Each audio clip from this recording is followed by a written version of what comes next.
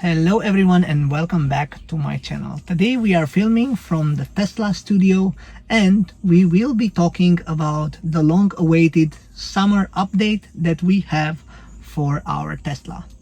So without further ado, let's dive into the topic. There are some exciting updates that came for our Teslas, so stay tuned and let's go. Alright, so I just received these updates like a day ago. So it's 3rd of August and we just received the update. I'm super excited for this update because it brings some features that were long awaited by the Tesla community. So this is YouTube or Amazon Music. So you can basically play YouTube now on your Tesla if, pay attention, only if you do have a premium YouTube account. Otherwise, from what I understand, this is not possible. Okay, so beside these music updates, we have some other exciting updates, and I want to go through them, and then we will demo them one by one. So first, let's do this because it's quite hot in here. So first we have YouTube and Amazon Music. As mentioned here, you need YouTube Premium or Music Premium account to make this possible. We will be setting up this a bit later in the video. For Amazon, I guess it's the same, so you need Amazon Prime obviously to have this. Then we have a game update. Not a fan, to be honest, of games, but I guess this is a well-deserved update for the ones that maybe they are bored at the Supercharger and they want to have some fun while charging their car. Then we have the Parental Controls. This is quite handy.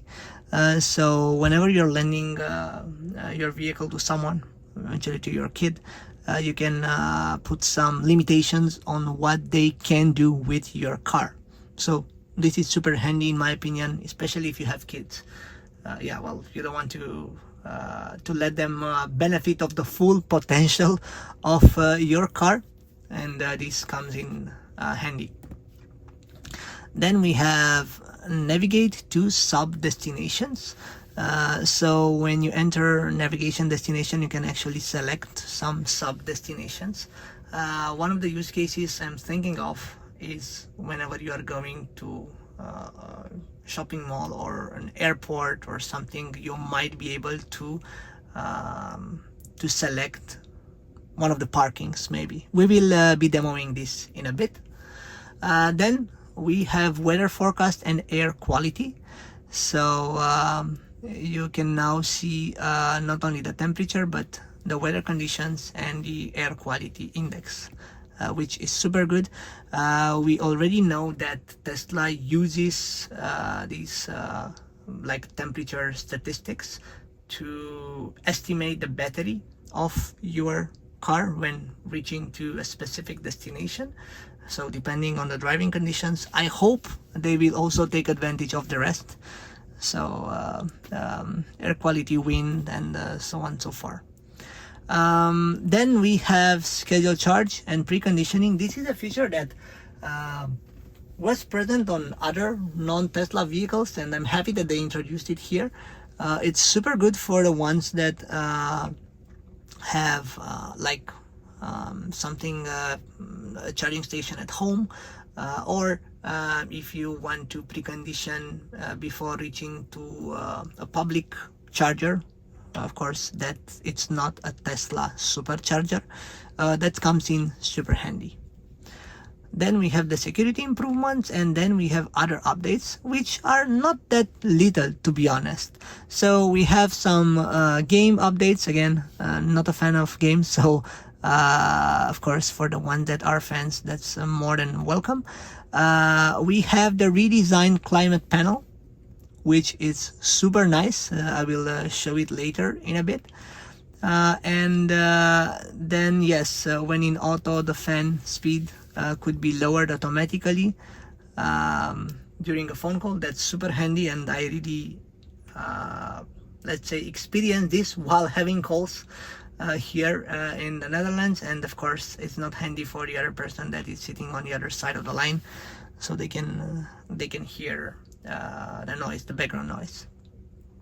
Zoom meetings, never use Zoom on the car, but it's well-deserved functionality, I believe.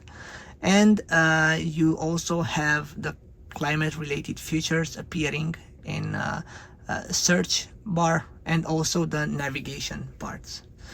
Let's go to the first one, which is YouTube Music. So how can you find this? Well, it's simple. When you go here in your menu, you will find this option here, Amazon or YouTube Music.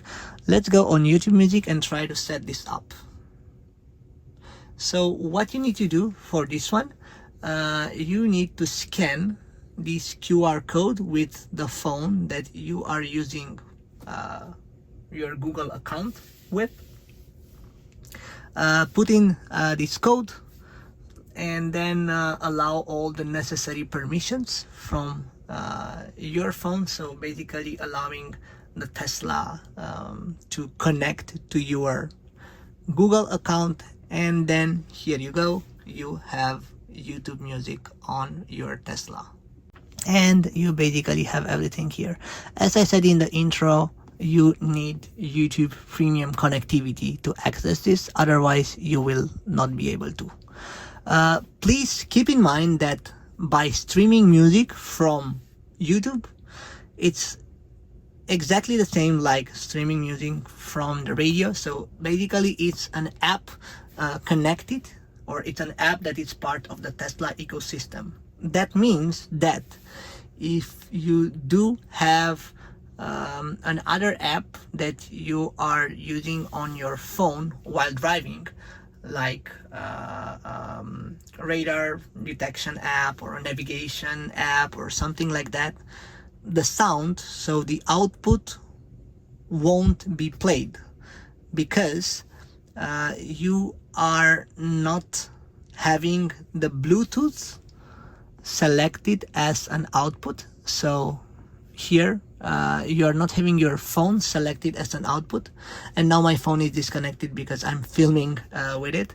But here you have your personal phone, so you can select this as an output and you can play music from your device, or you can play music from YouTube Music or radios or whatever.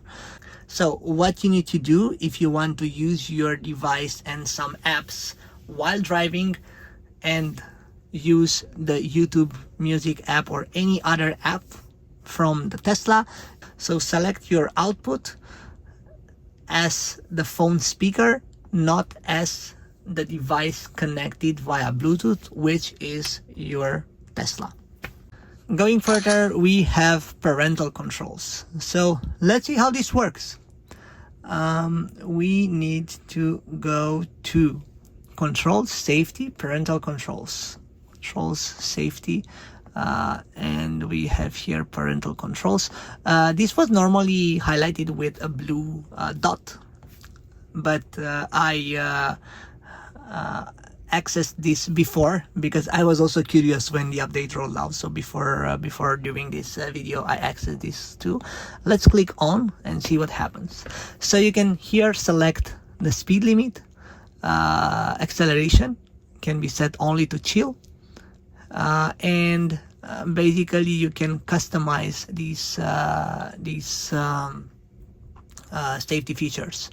So you can let them on all the time to make sure that whoever is using your car is as precautious as possible, and you will also receive some notifications if the car is driven between 23 and 4. That's super nice. Let's hit confirm.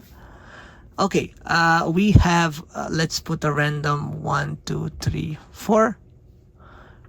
All right, so it looks like now we have these things set, and let's see what happens if we want to disable them. I guess the pin is requested, so I'm gonna go back to here.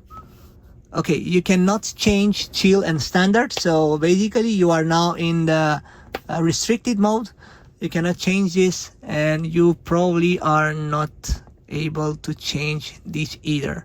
So exactly, so we are now in the parental let's say parental mode, in the restricted mode. I was hoping to see something here, so like a restriction or something, like a logo or something, but it's not.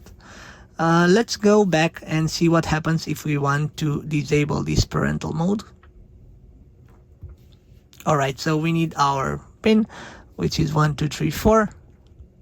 Yep, and now it's disabled. And if we go to dynamics, we can now switch to chill and standard. So now we are back in the normal mode. I'm curious if now, if I click on, okay, no, that's the sentry mode, sorry. If I click on here, okay, so it will ask for a pin every time. Let's see if I put a new pin, 1414. 1414. Okay, so it looks like once you have set up your initial pin, this is the pin that is remaining for the whole duration or the whole lifetime of the vehicle, unless you go in the app and you change it. So let's do 1 2 3 4, the one that I just did, and indeed the parental control was set to on. Again, I'm gonna do this, and parental control is off. Navigation to sub destinations. That's super interesting, and I'm really curious if this actually works. So let's hit navigate, and let's go. The first thing that comes to my mind is Schiphol, and indeed we have sub destinations here. So if you look here, this is like our destination, and the sub destinations are actually the departures. So this is departures 1 2 and 3. Sorry for the language, but it's in Dutch. So you can select one of these. Let's click mall. Yeah, for the mall you don't have a sub destination, but for the airport you do. Okay, let's click view more. Okay, we have quite a lot of sub destinations. Let's go here, and we have departures 1 here, and we will be navigating through it if we click navigate. All right, that's a really nice feature. I like it, and it's quite helpful, to be honest, because yeah, sometimes you need to know, you need to reach the parking of a specific destination, and the pin is not always very accurate when reaching the destination. Coming up next, it's weather forecast and air quality. As you can see, since the last update, we have this here, these icons. So first, we do have the temperature, the outside temperature, the forecast, the hourly forecast, chance of rain. Surprisingly, we are in the Netherlands and chance of rain is 0. That's not something that you see very often. Humidity, wind, UV index, and air quality index. So yeah, this is something totally new, and I think it's super handy whenever you are going somewhere. And as I said in the intro, I suppose that Tesla also uses this additional information when doing the estimation about reaching a specific destination. The next one is schedule charge and preconditioning. Let's click on controls and schedule.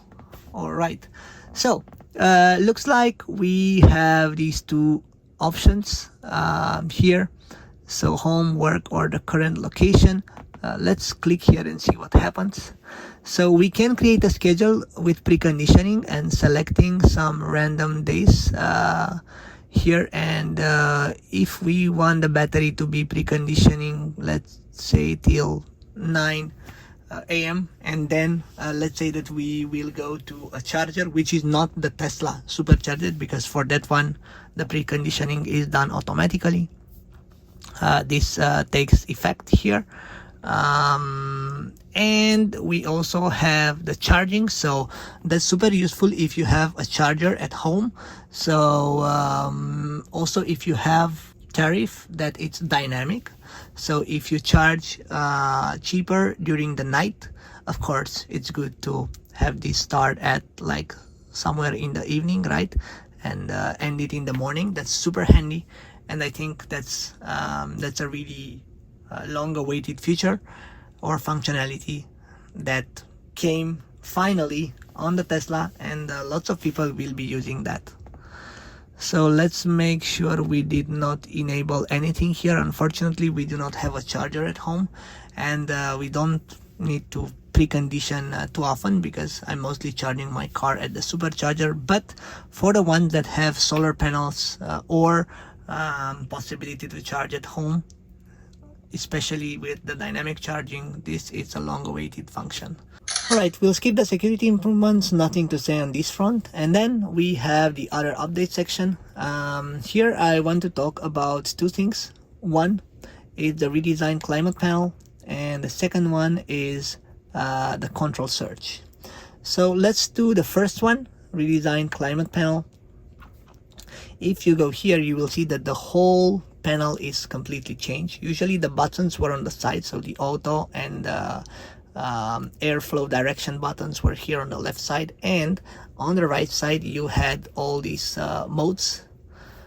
So yeah, that's something totally new.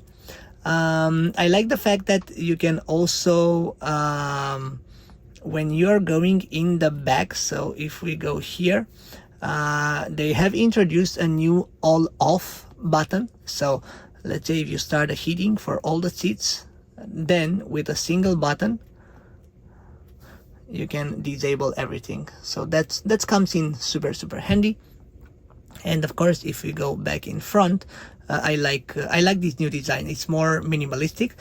Here you have the seat heating on the side, so super handy for the left and the right person that stays in front. Then you have the heated wipers and heated steering wheel here. So yeah, something that I like. Let's see. Okay, so here is the auto button, and here you have the steps. Okay, I'm just gonna stop it because it will you'll hear it on the video, and I'm gonna put it on 1. So yeah, I like this new minimalistic panel, and I think it's suitable with the rest of the interface. So I really like it.